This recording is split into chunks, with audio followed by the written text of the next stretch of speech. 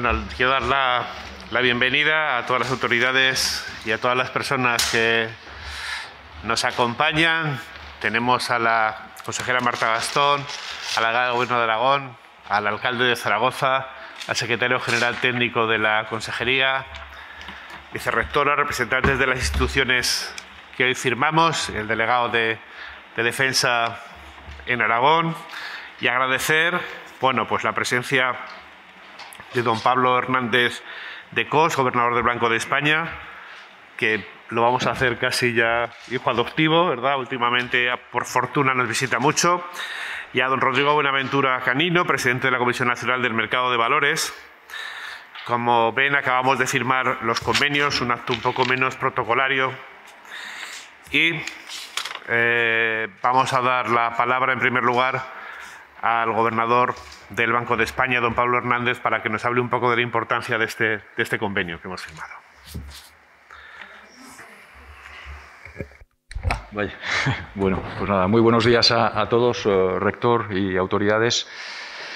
Efectivamente, mi intervención muy breve quería servir esencialmente para tratar de subrayar la importancia de este acto, la importancia de este convenio. El Banco de España, conjuntamente con la Comisión Nacional del Mercado de Valores, lleva ya prácticamente 13 años promoviendo la educación financiera. Y las motivaciones originales, que creo que son absolutamente válidas para hoy, tienen que ver con esencialmente dos cuestiones, ¿no? Por una parte, la importancia de la educación financiera. Yo creo que todos coincidiremos que a lo largo de nuestra vida tenemos que tomar un conjunto de decisiones de ahorro, de consumo, de inversión, pero incluso laborales, ¿no? y también de retiro, que solo con unos conocimientos financieros aceptables podemos tomar de una manera racional, ¿no? Y de hecho, la toma de decisiones no adecuada, pues sabemos perfectamente que puede condicionar de una manera muy adversa nuestra vida, ¿no? Esta es el principal, diría yo, motivación del por qué focalizarnos en la educación financiera. La segunda cuestión tiene que ver con el punto de partida, y es que, de acuerdo con la información que tenemos, y aquí tengo que aludir a la primera encuesta de conocimientos financieros, de competencias financieras que elaboró el Banco de España con la Comisión Nacional del Mercado de Valores hace ya algunos años, pues se pudo comprobar, de acuerdo con una serie de preguntas estandarizadas, homogenizadas en el contexto de la OCDE, de los distintos países, que el grado de conocimiento financiero de la población española es reducido. Y simplemente por ponerles algunos ejemplos, pues efectivamente cuando a los ciudadanos se les preguntan cuestiones relativamente sencillas, al menos para los economistas, como son si entienden bien el concepto de inflación, si entienden la importancia de la diversificación del riesgo, o si entienden un concepto también muy importante, por ejemplo, para firmar una hipoteca, como es el interés compuesto, el porcentaje de población que responde de una manera no adecuada a este tipo de preguntas es muy importante. ¿De acuerdo?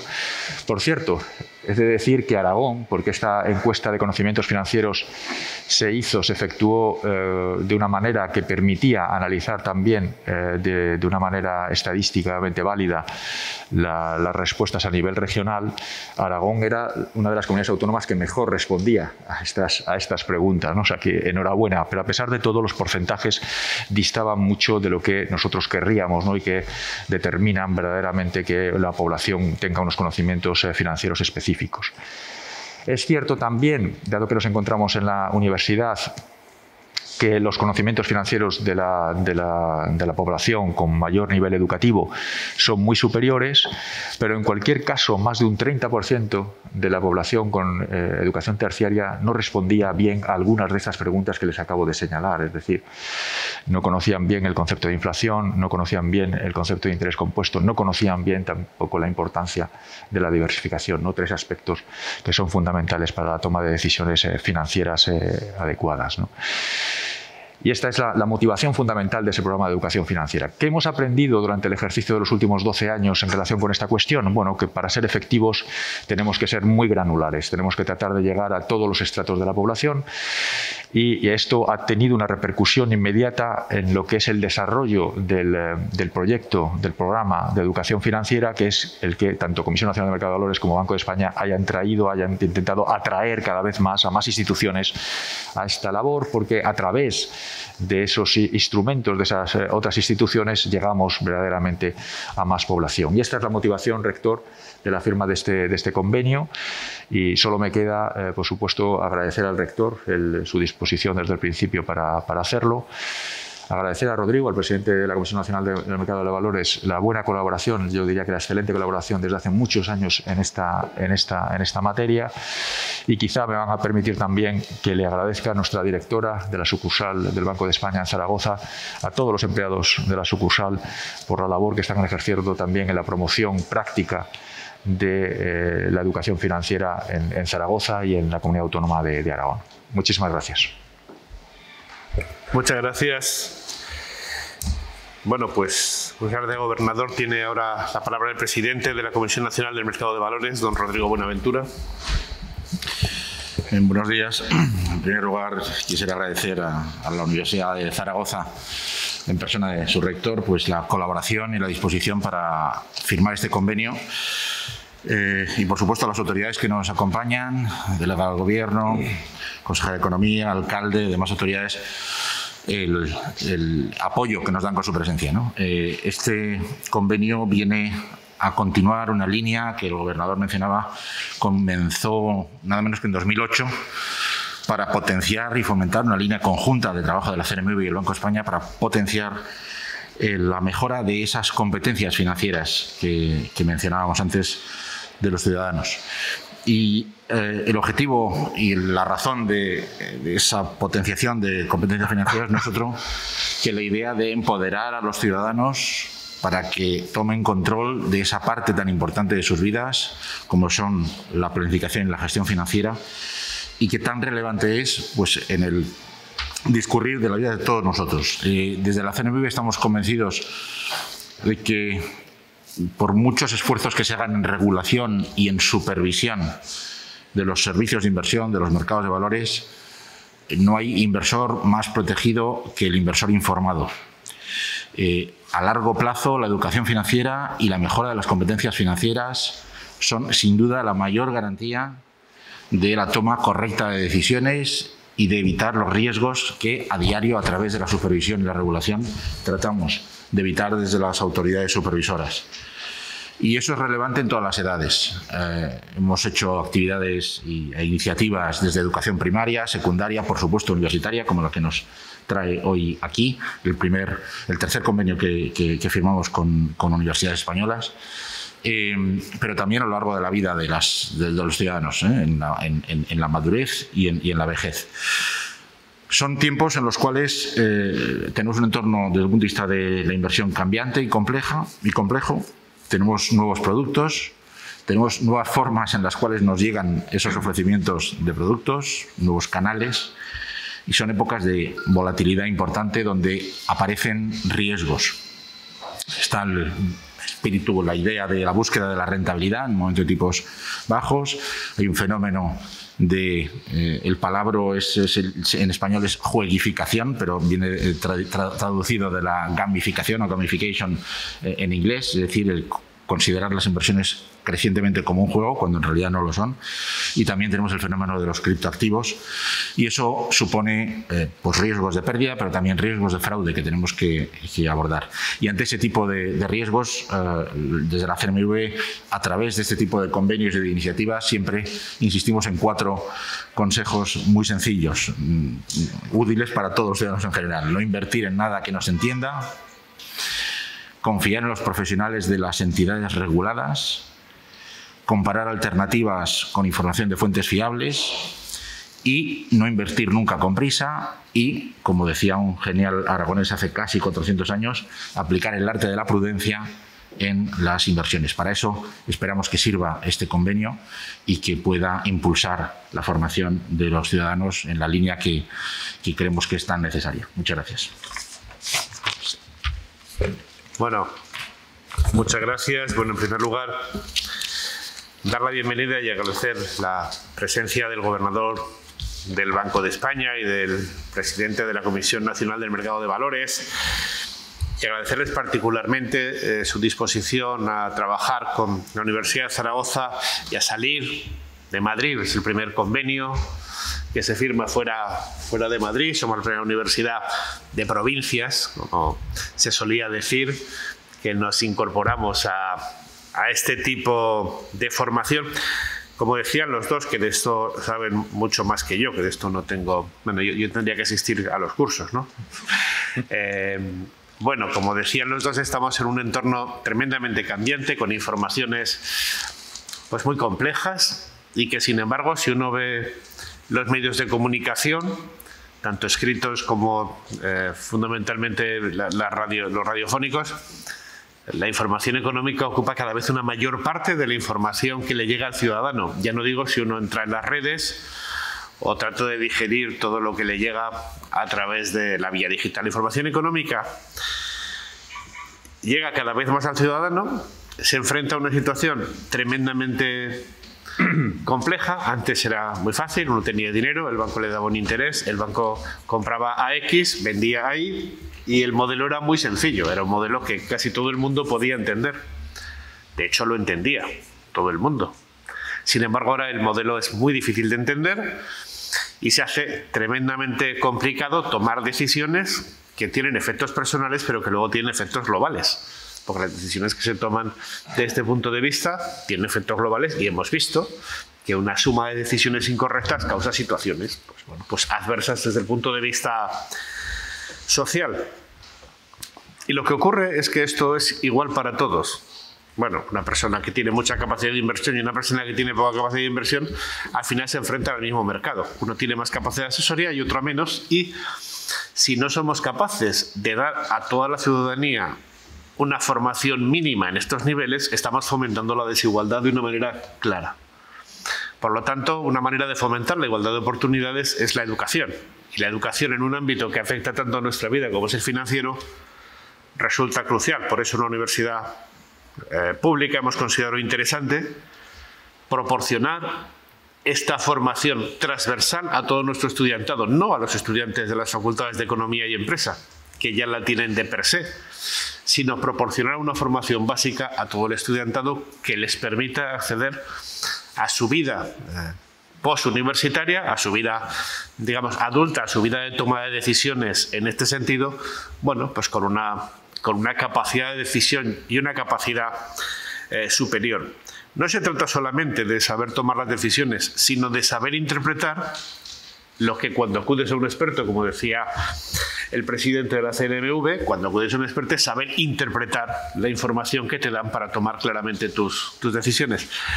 De ahí la importancia de este acto, y bueno, yo agradezco mucho que esto representadas dos consejerías, una al máximo nivel, el Gobierno de Aragón y la ciudad de Zaragoza, representadas, y nuestro Consejo Social, que es la sociedad, rubricando la importancia que tiene para la sociedad aragonesa que la Universidad de Zaragoza se sume a este proyecto de educación financiera. Y ahora, lo que quieran preguntar.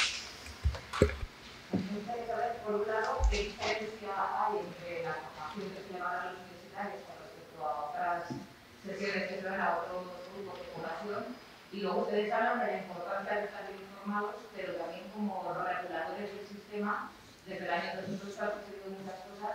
No sé si, aparte de que el ciudadano esté bien informado, habría que regular y controlar mejor a la parte del sistema financiero, que es la que parece que a veces escribe de forma muy complicada para que el ciudadano la entienda. ¿Y quién de los dos? Bueno, vamos a ver sobre el que está pensando. ¿Das el micro mejor? Están ya dados. Sí, no, bueno, por supuesto, totalmente de acuerdo con la pregunta. Los supervisores reguladores tienen una responsabilidad previa, ¿no?, que es la del establecimiento del marco más adecuado para que precisamente y teniendo en cuenta también el desconocimiento financiero de buena parte de los ciudadanos, al menos de operaciones complejas, pues digamos ese marco institucional, ese marco legal, pues sea el más adecuado para evitar problemas, ¿no? Y bueno, yo creo que el avance que se ha hecho en los últimos años, no solamente en España, los temas de conducta han mejorado mucho a nivel global, ¿no? En la agenda regulatoria global también ha adquirido cada vez más importancia, pues ha sido muy importante, ha sido grande, pero eso no quiere decir evidentemente que no queden permanentemente. Antes mencionaba el presidente de la CNMV los nuevos desarrollos asociados a la tecnología, criptoactivos, etcétera, en el que evidentemente tenemos que estar muy atentos para supervisar, pero también, por supuesto,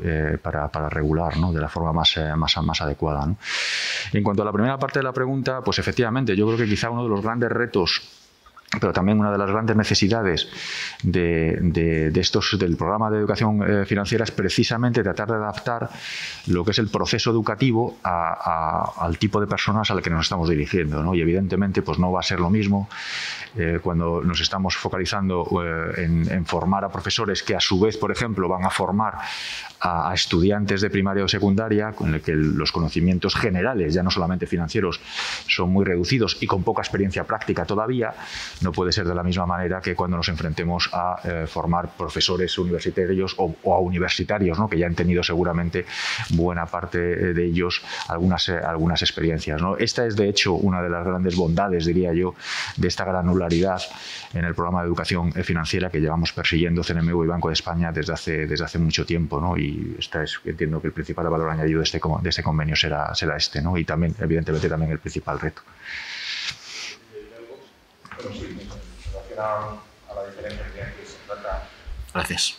Se trata de aportar más sofisticación, de hacer actividades con componentes numéricos más importantes que en otras fases educativas anteriores, en cuanto a lo que nos referimos a la universidad, también de acercarlo al tipo de decisiones que los universitarios van a tener que tomar en los próximos años, que son obviamente distintas del resto de grupos de edad. Y respecto al tema de la claridad de la información y de la comprensibilidad de la información, es un elemento muy importante que ha centrado una parte significativa de la atención regulatoria en los últimos años. No sé si hemos acertado con la receta, pero desde luego ha habido cambios muy relevantes desde 2010 en hacer indicadores sintéticos de coste o indicadores sintéticos de riesgo o de rentabilidad que antes no existían en documentos con una duración máxima o con una extensión máxima, como el KIT, como los folletos, como los resúmenes. En todo caso, ahora mismo en la Unión Europea se está precisamente abordando el tema de la comprensibilidad de la información y hay algunas iniciativas interesantes, por no extenderme con detalle, hay algunas iniciativas interesantes, decía, para hacerla aún más comprensible y para hacerla más sintética, que es un elemento del cual los inversores a veces pues, se quejan en cuanto al análisis de la información. Yo, si me permiten, quiero añadir una cosa. En la universidad formamos a los futuros formadores. Es decir, algunas de nuestras titulaciones forman a las personas que van el día de mañana a formar, bueno, pues a nuestros adolescentes, incluso a nuestros niños. En ese sentido, la capacidad de permeación, de transmisión de una universidad es muy grande, es un efecto de progresión geométrica si nuestro estudiantado de estos niveles tiene ya una formación previa que luego podrá transmitir y que podrá tener actitudes diferentes frente a en los colegios, en las escuelas y en los centros de formación secundaria. Esto suele ser muy importante. De hecho, como saben ustedes, en otras iniciativas como la prevención de los trastornos de la conducta alimentaria, etcétera, etcétera, sí que estamos incidiendo en formar a los formadores, porque los formadores luego son una vía importante de transmisión. Estaban comentando un poco el desconocimiento de las dificultades de la ciudadanía para poder invertir. Realmente es complicado ese cambio de modelo. Antes en el banco tenías unos intereses. ¿Es buen momento para invertir o para probar o para...? ¿Cómo ven el momento actual? Bueno, entiendo. desde luego el Banco de España nunca encontrará una respuesta de un gobernador diciendo a los ciudadanos que es un bueno o mal momento para invertir. Nosotros tampoco calificamos la bondad de los momentos. Lo que sí es un momento complejo, ¿eh? Y un momento donde la panoplia de instrumentos y la interconexión de mercados pues está adquiriendo un grado de complejidad importante. Y en ese sentido, la necesidad de informarse y de obtener fuentes fiables en lugar de comentarios en redes sociales a la hora de adoptar decisiones de inversión es especialmente importante, y ese es un elemento obviamente en el que desde la CNMV siempre insistimos. Una respuesta prudente, ¿eh? Aquí explicamos la teoría de juegos en varias titulaciones.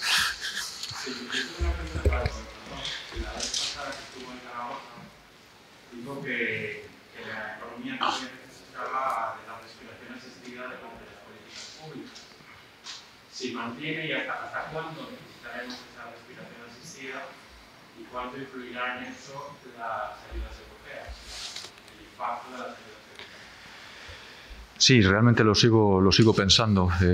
No sé si sabe que acabamos de publicar nuestro informe anual que presenté en el Congreso, tuve la oportunidad de presentarlo en el Congreso el miércoles pasado.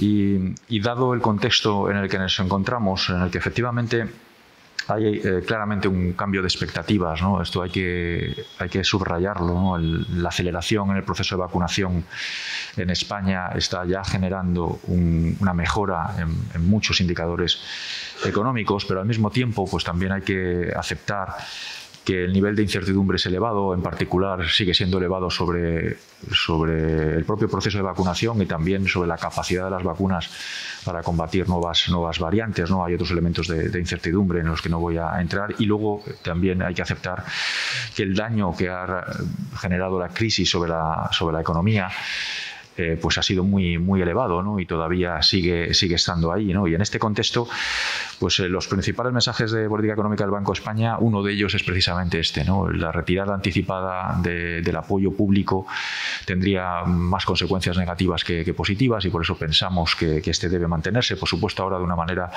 mucho más focalizada en los sectores, en las empresas, en los grupos poblacionales que están todavía más afectados, ¿no? También pensamos, y esto es muy importante, que es el momento de que las autoridades públicas en sus distintos ámbitos de actuación faciliten la reasignación de recursos que, bueno, algunos cambios estructurales que todos intuimos que va a tener esta crisis, pues se realice de la manera más eficiente y más rápida posible, ¿no? Porque esto también va a determinar la recuperación económica, y creemos, y quizás este es el aspecto más novedoso, que después de haber estado un año todos muy focalizados en la gestión de la crisis en el corto plazo, es el momento también de incorporar a la agenda el afrontar todos los retos estructurales, muchos de los cuales ya tenía la economía española antes de la crisis, algunos de los cuales les han exacerbado, ¿no? Como consecuencia de la crisis, ¿no? Este es los tres principales mensajes de política económica que tenemos,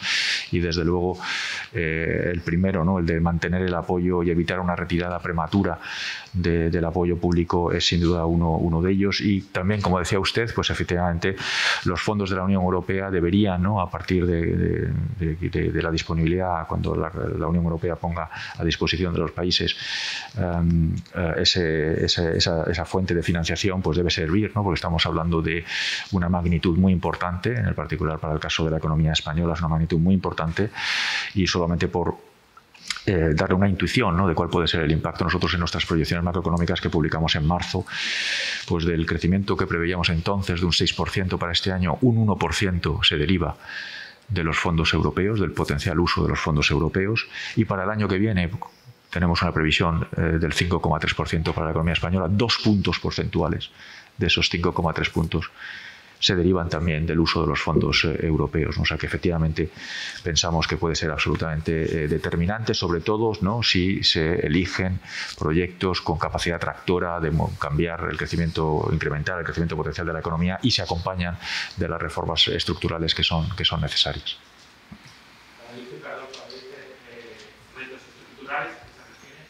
Sí, España tiene un bajo crecimiento potencial desde hace varias décadas, en el que destacan dos problemas estructurales fundamentales. El primero tiene que ver con la baja productividad.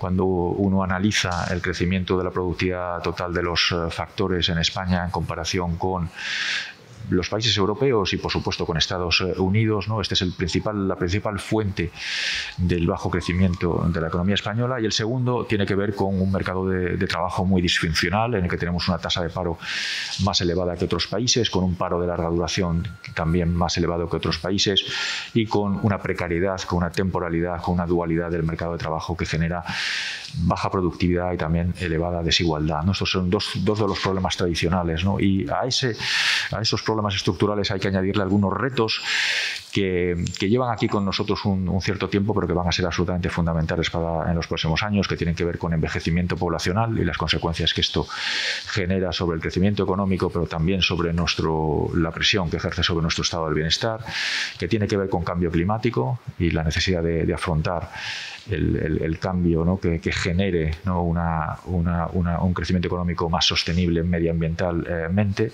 y que tiene que ver con desigualdad, ¿no? Iniciamos esta crisis con unos niveles de desigualdad más elevados que en crisis pasadas. Altamente probable que esta crisis aumente los niveles de desigualdad, porque sobre todo la destrucción de empleo se está focalizando en jóvenes con contratos temporales y en trabajadores con niveles de renta más reducido. Esto, si me permite, serían estos 5 puntos, por no tratar de extenderme mucho más, esos retos estructurales que tiene la economía española.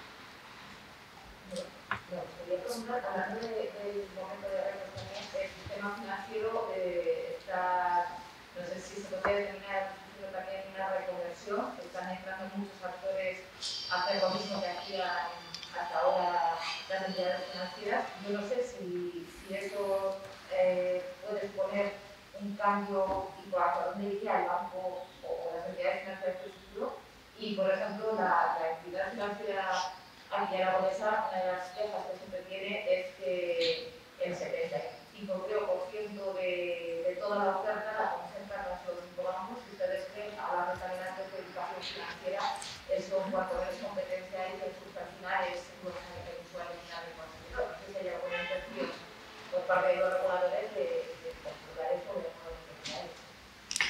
Sí, no, por supuesto, el desarrollo tecnológico está claramente afectando a muchos sectores de la economía. Este es uno de los aspectos que trataba de subrayar antes, que incluso la crisis habrá exacerbado, ¿no? Ese proceso de digitalización. Todos lo sabemos en términos, por ejemplo, del desarrollo del teletrabajo, del uso del comercio electrónico, ¿no? Por mencionar solo dos cuestiones. Y evidentemente el sector financiero es quizá uno de los sectores a los que de una manera más obvia afecta, ¿no? Ese proceso de digitalización, ¿no? El número de asistencia de los ciudadanos a las sucursales es mucho más reducido hoy del que lo era hace 10 años, ¿no? Precisamente porque, bueno, el conocimiento, el desarrollo tecnológico y el conocimiento tecnológico por parte de la población ha permitido que muchas de las operaciones se realicen sobre todo en canales digitales, ¿no?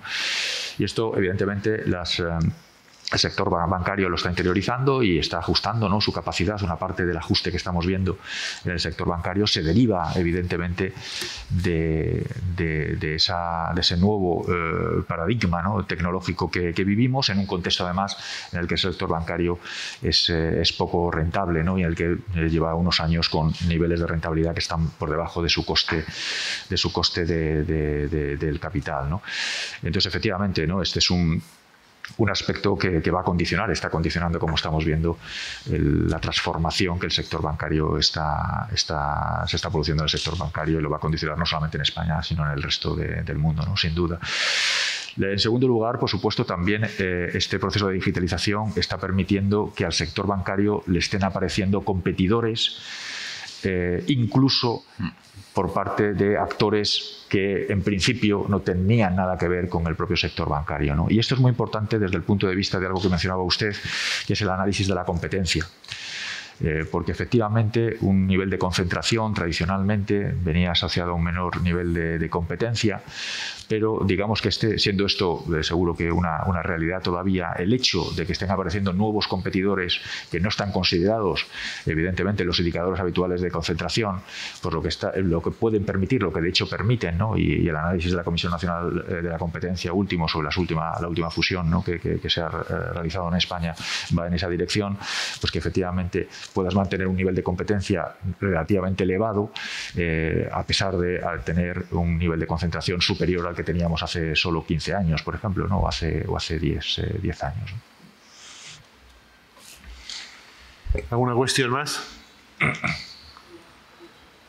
Bueno, a mí, si me lo permiten, voy a ponerme allí. Tengo una cosa que me preocupa como aragonés, y es el efecto que esta concentración está teniendo sobre la España vacía. A mí lo de vaciada no me gusta, porque la desaparición de sucursales con personas con muy poca capacidad informática y con muy poca conectividad está suponiendo realmente, y esto se vive en el sector, en la España no muy poblada o prácticamente despoblada, se vive con cierta preocupación. A mí es un tema que personalmente, familiarmente me afecta, no a mí que vivo aquí, pero familiarmente me afecta este problema de la desaparición de medios físicos para personas que tienen poca educación digital y poca conectividad en muchos casos.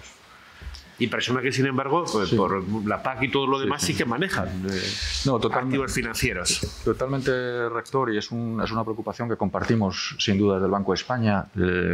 Si me permiten una referencia adicional a nuestro informe anual, el que publicamos hace solo aproximadamente 10 días, en el que hemos incluido como novedad, quizá más relevante, ¿no? Un capítulo en el que analizamos ese proceso de España vacía, ¿no? Cuáles son las tendencias, ¿no? que están detrás de ese proceso, ¿no? Yo creo que ahí es un trabajo muy interesante en el que yo desde luego he aprendido mucho también a título personal, en el que efectivamente se pone de manifiesto que aproximadamente el 40% de los municipios españoles podrían estar en riesgo de desaparición, ¿no? Y también se pone de manifiesto cómo pues, será probablemente necesario políticas de mitigación, por una parte, de los fenómenos que se encuentran detrás, pero en cualquier caso también de políticas de acompañamiento, ¿no? En aquellos municipios en los que ya ha sucedido y la población es cada vez más envejecida, pues para mantener unos servicios mínimos, ¿no? Que incluyen, por supuesto, los financieros. Y aquí, evidentemente, por una parte estamos viendo que, desde luego, las entidades bancarias están dando alguna respuesta, ¿no? a este fenómeno, tratando de mantener, a pesar del cierre de sucursales en algunos de los casos, en muchos de los casos, mantener unos servicios bancarios suficientes, pero también, por supuesto, las autoridades públicas tenemos una responsabilidad, porque es cierto que a este fenómeno de desconocimiento financiero, que es el que motiva, ¿no? un acto de estas características y la firma de este convenio, pues es verdad que en España no ha habido hasta el momento prácticamente niveles elevados de exclusión financiera, ¿no? como existen, por ejemplo, en países en vías de desarrollo, y luchar, ¿no? contra la potencial emergencia de fenómenos de exclusión financiera debe ser también una responsabilidad de las autoridades públicas, sin duda. Es una preocupación, rector, que comparto como gobernador. Y sí, bueno, pues de nuevo,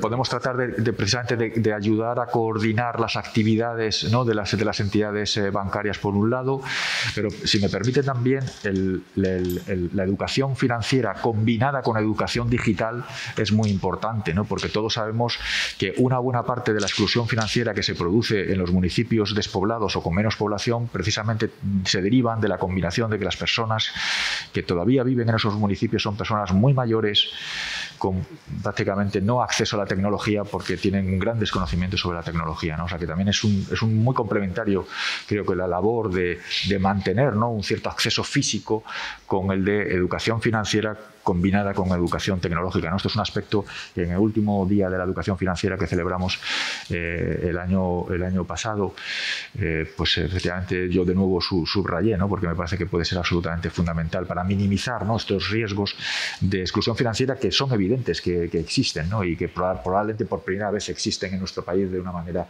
relevante como consecuencia de ese fenómeno de vaciado de la población en muchas regiones.